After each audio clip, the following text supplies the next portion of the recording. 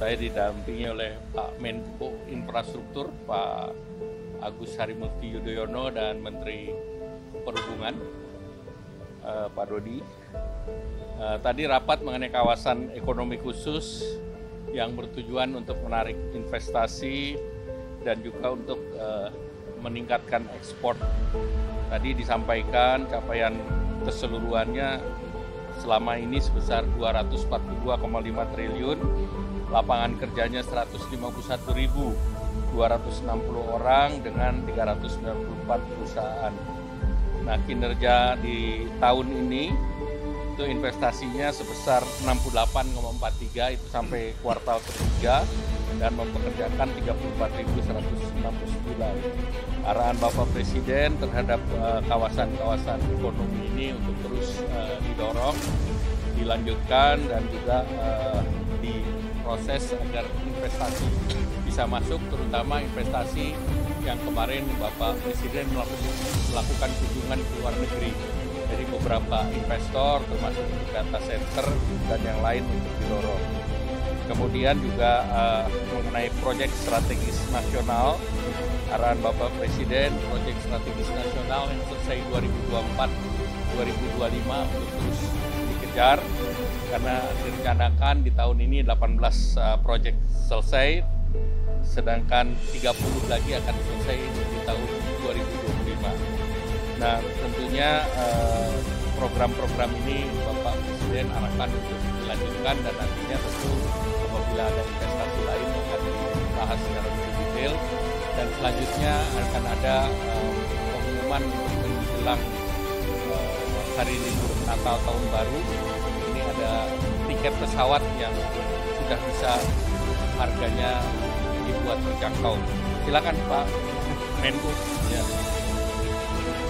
Terima kasih Pak Menko Ekonomi, Bapak Erlangga Hartarto. Terima kasih teman-teman wartawan sekalian.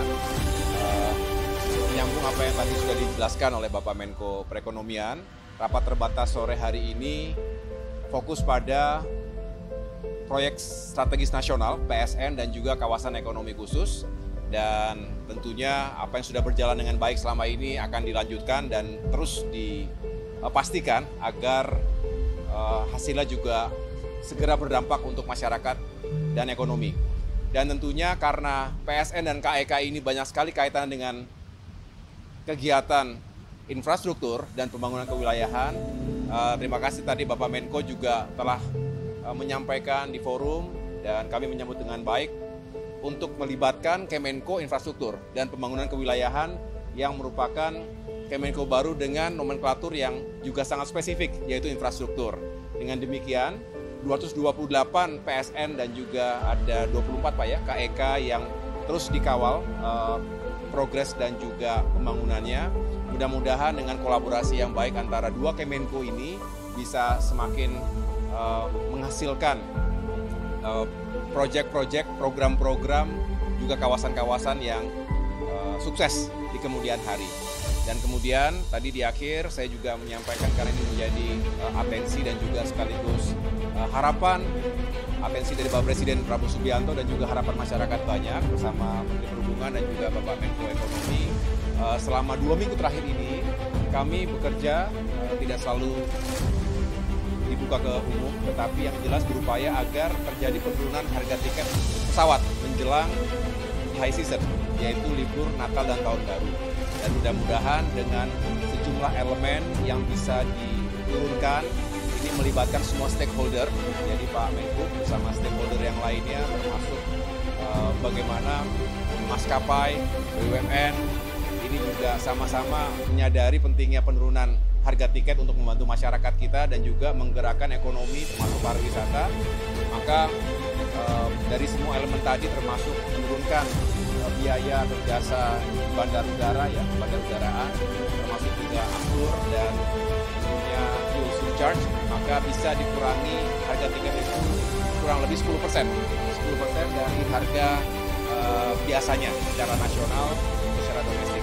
Jadi mudah-mudahan ini bisa membantu meringankan masyarakat kita yang ingin berpergian selama libur Natal dan Tahun Baru.